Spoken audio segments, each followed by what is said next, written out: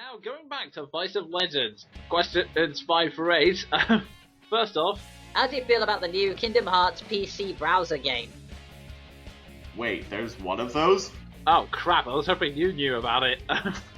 Yeah, because why would you make a Kingdom Hearts browser game focus on Kingdom Hearts 3?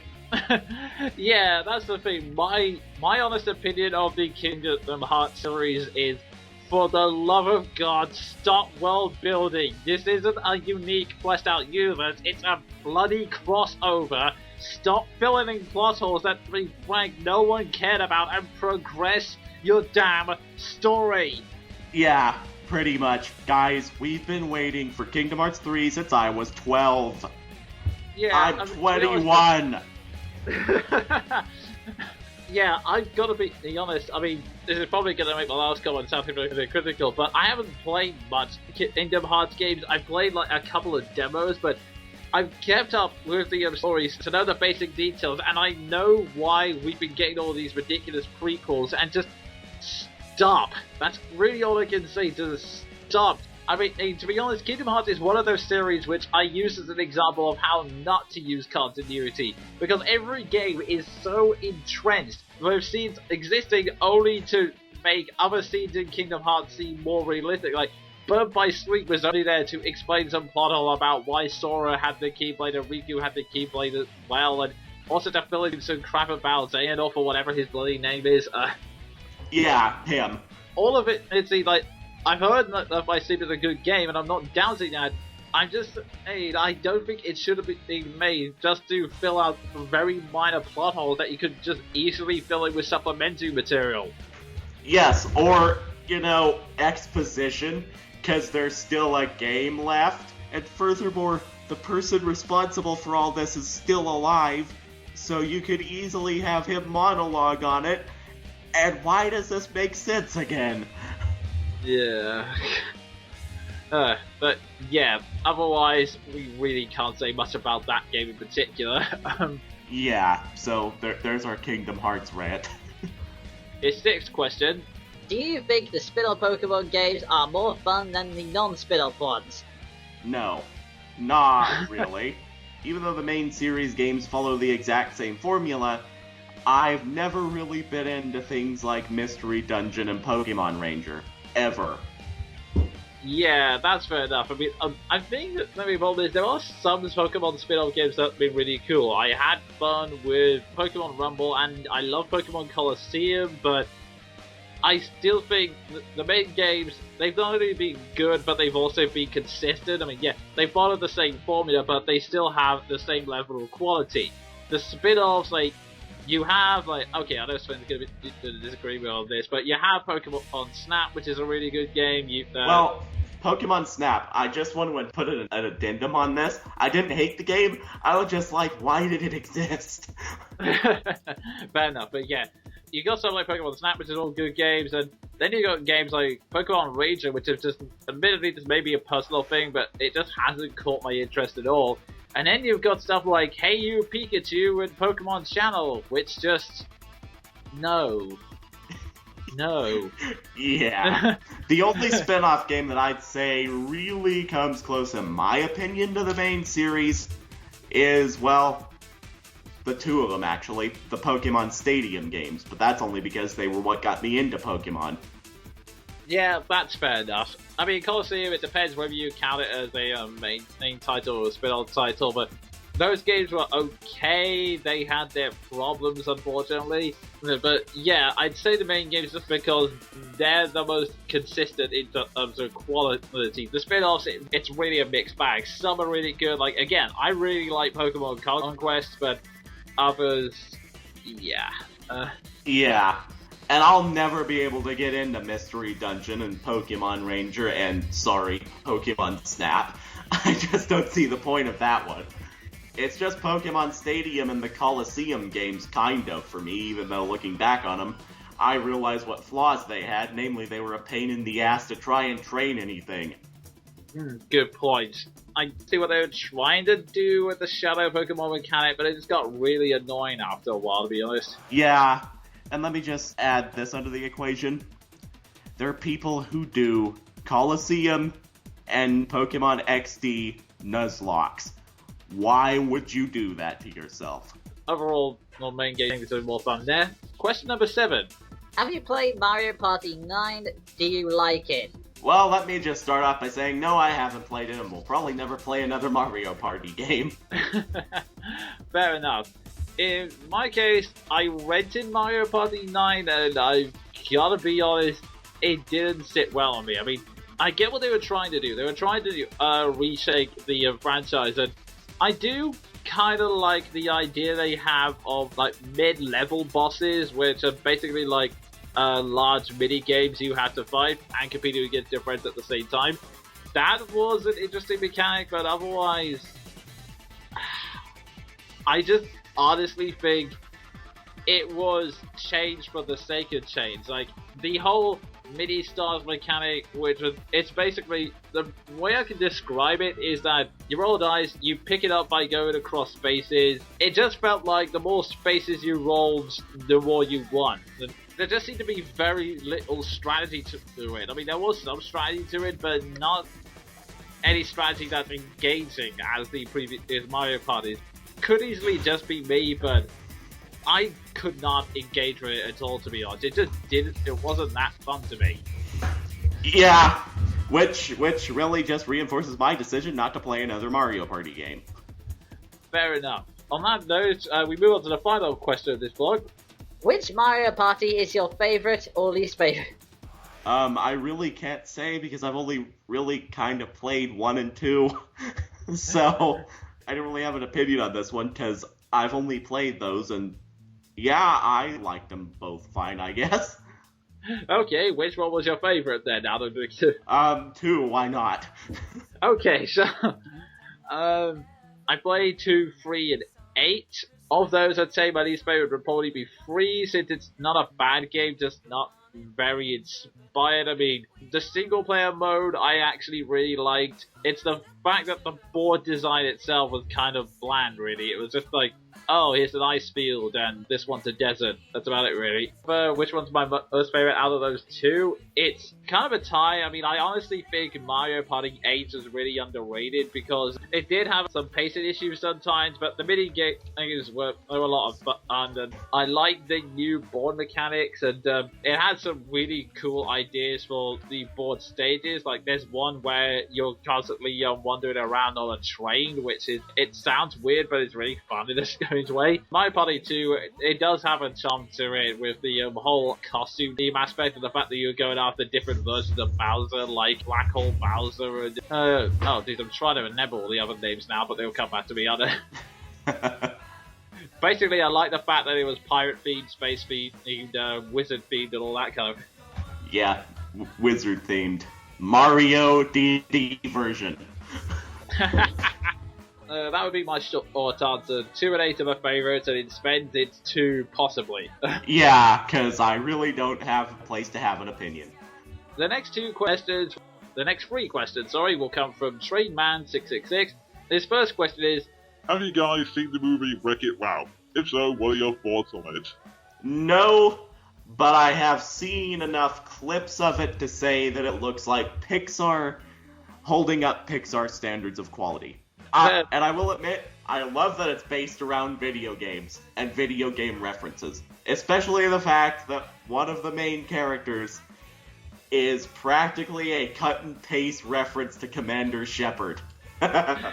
Pretty much, yeah. I just had a nerd spaz again. Yeah. Oh, yeah, I think it's pretty much like Sven. Unfortunately, I could not get out to see it when it was in the cinema. I plan to rent it as soon as it becomes available on LoveFilm, and honestly, yeah, from what I've seen in the trailers, it looks really good. I mean, I'm hoping it's not just fan service for the sake of fan service. From what I've heard, that bit area is completely diverted, but yeah, overall, it looks good, and I really do want to see it. Yeah, and I think you'll appreciate it more than most because I swear the main character is based, at least partially, on old school Donkey Kong. Yeah, that's what I'm guessing as well. The only thing I'm tempted to nitpick about is the fact that, I know so many people have brought it up, but I do kind of feel it is silly having Zangief in the bad guy section, particularly since he was never actually an official bad guy in the series. Yeah. Pixar, let me tell you this much. I hate fighting games, and even I know that. Yeah, I mean, some people have tried to get around it by saying, oh, but Zangief was a member of Soviet Russia, and he was never explicitly a good guy. Yeah, sorry to break it to you, but he was. There was Street Fighter Alpha actually had him working for the Russian president to take down a bison for crying out loud, and yeah, I know that plot sounds stupid, it's Street Fighter, roll with it. Point is, he was actually being a nice guy and trying to take down an evil people. He was never an outright villain. I actually did some research, and there are two reasons why he's there. The first one, which is kind of understandable, is that they actually wanted Dr. Wily for that role, but when they approached Capcom, they said, nope, you can have Street Fighter characters if you want, which I find out don't get. Ignoring the motorcycle? Yeah, honestly, I don't know what Capcom was thinking because Mega Man's a better series than Street Fighter anyway.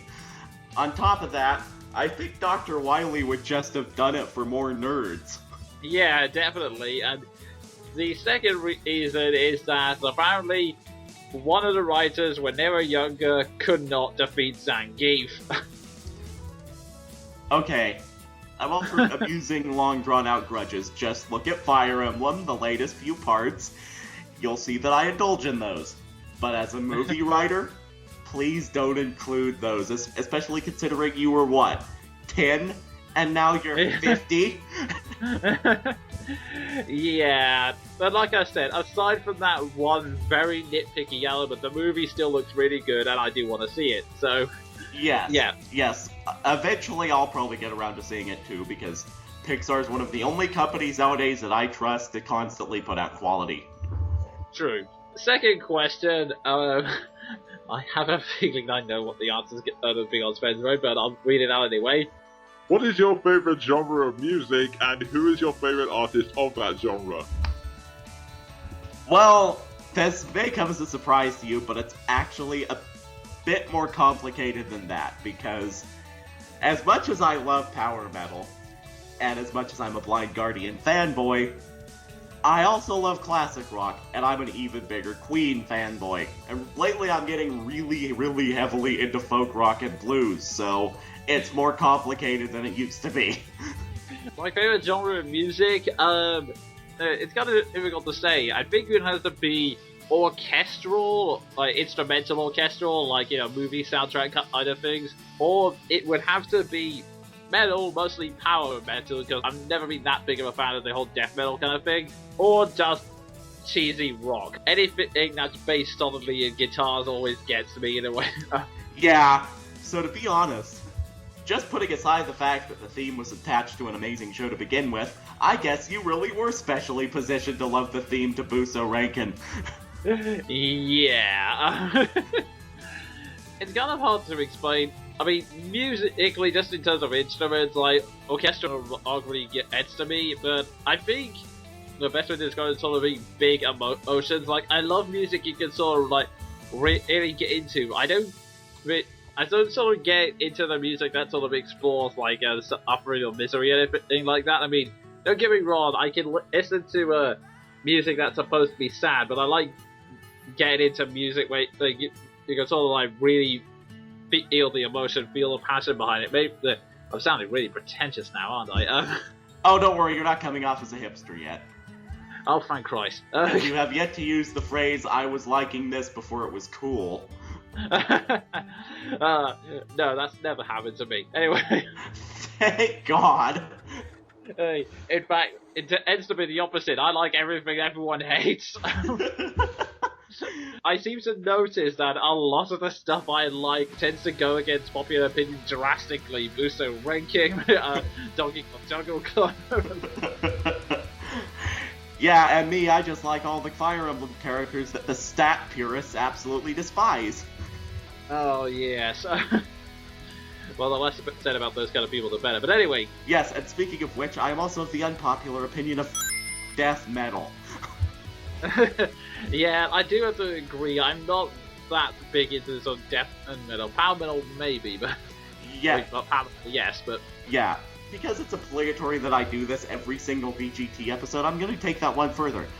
Death metal, and all of its overbearing, self-righteous fans. oh, dude.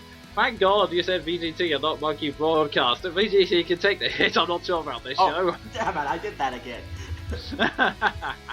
Oh, jeez. But anyway, as for my favourite artists, I tend not to go with favourite artists as much as I do songs, but some of the artists that have been consistent, I enjoy Blind Guardian, Within Temptation, Dragon Force. From other bands, it's more like one or two songs in their collection rather than their entire album. Like, I absolutely love the song from the All American Rejects called Move Along. Everything else I've listened to from them is whiny, pretentious, angsty crap. Oh yeah, like my relationship with My Chemical Romance. I'll take teenagers and screw the rest of the discography. Yeah, and I may also sneak in that I kind of like one or two songs by Keen. Anyway, moving on. Oh, that's nothing to be ashamed of. I may or may not like one or two songs by McFly. Oh, dear. As long as one of us doesn't say Nickelback, I think we'll be okay. That seems to be the main band everyone hates on the internet. Well, that, and you can't go 5 seconds on any music video that isn't pop without hearing Justin Bieber's name get dropped. Oh yeah, seriously guys, can we just stop? It's not even about me liking the guy, you're not being original with this. I don't get what makes him so much more hateable than every other pop star that comes out every 2 freaking years. I mean, I still remember when I was growing up, everyone disliked Westlife. Yeah, and I still don't get why that's still going. Like, apparently it started on one music video and just spiraled into God only knows what. Guys, whenever you bring up these artists' names on music videos, and especially if you go onto their music videos just to attack them, which, by the way, is about as dick a move as you can get, you're only giving them attention. That is true.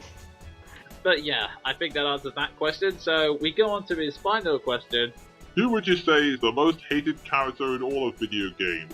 Excluding Navi from Ocarina of Time, V from Skyward Sword, and other characters that are meant to be hated. I would actually want to say before we go on to this, I disagree with that statement entirely. I don't think they were meant to be hated, especially not V. Not with the whole tragic send-off they tried to give her at the very end. I mean, yeah, they're tutorial characters, but you're not supposed to make them to be hated, you know? And on top of this, I would like to ask before we get into this, is this meant to be a subjective question? Like, who do we hate the most? Or is it meant to be objective? Like, who is actually the most hated? Because either way, that really just depends on how people see the character. Yeah, I'm guessing from the way it's worded, it's more objective. In terms of that, it's actually really difficult because, like Sven said, it depends on sort of opinions and perspectives. And it, I mean, one could say like Raiden from the Metal Gear Solid series was the most hated character for one time, although to be honest, doing some more research for VGT, I actually saw that the fan base is actually kind of split because here's the thing, a lot of the reasons people complain about Raiden they don't realize was actually meant to be the point of the story. Like, they were constantly talking about, oh, Raiden's an absolutely pathetic substitute for Solid Snake, he's not good at anything. That's the point. Part of the theme for Metal Gear Solid 2 was that Raiden is not a good substitute for Snake, because he's meant to kind of represent the player in a strange way, so... Yeah, he's meant to represent the flailing incompetent behind the console. Pretty much, yes. It's really hard to give a kind of objective statement of which character receives the most flack, because, to be honest, it's all a matter of perspective. I mean, even Shadow, he has a ridiculously popular fan base. That's why Sega kept him around even after he was supposed to have died. You know, that's the reason why they keep a lot of their characters around. I mean, I know it is Sonic Generations review, Yahtzee made the complaint of who was honestly calling for the return of Charmy B. Believe it or not, a lot of Japanese fans were, because, little known fact, He's actually a canon immigrant from like a Japanese manga that made the rounds in Sonic 2, where he was like apparently one of Sonic's girlfriends. So he's basically the equivalent of having sat on the acorn on all the chili dog references in. It's there for fan service to the Japanese fans more than anything else. So basically what I'm trying to say is when you get outside of the individual fan communities, a lot of the hatred isn't as strong as people think. So yeah, it's really hard to form an objective opinion on that. Well, not even an opinion, even an objective guess. Yeah, so, I mean, on a personal issue, I would say I dislike Chitose and Technos of Innocence. I believe I've given my reasons why elsewhere, and if not, well, that's a rant in the making. And I'd also say I really do dislike Thief and Scott Plywood Sword. I've given most of my reasons in the blog, but if I had to sum it up, thank you, Thief, for telling me that there's a 98% chance that the Water Dragon is behind the gate, but I already knew that, because I was opening that gate to get to the Water Dragon, because you had told me 10 minutes earlier that the Water Dragon was behind that gate. Yeah, at least Navi provided some reasonably helpful hints if you forget where you're supposed to be going. But my God, Fee. And overall, I think that's the answer to our question. It honestly depends on where you're looking from.